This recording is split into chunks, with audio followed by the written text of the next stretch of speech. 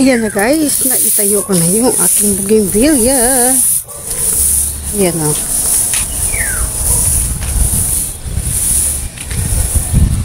Tinumba ng hangin.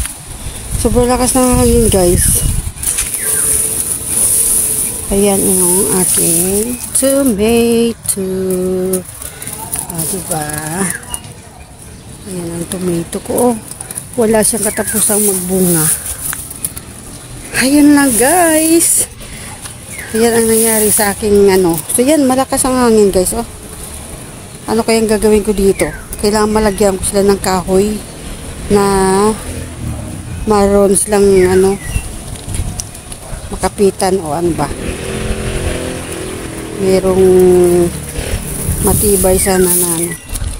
O kaya dagdagan ko ng lupa. Okay guys, yun lang. Bye bye.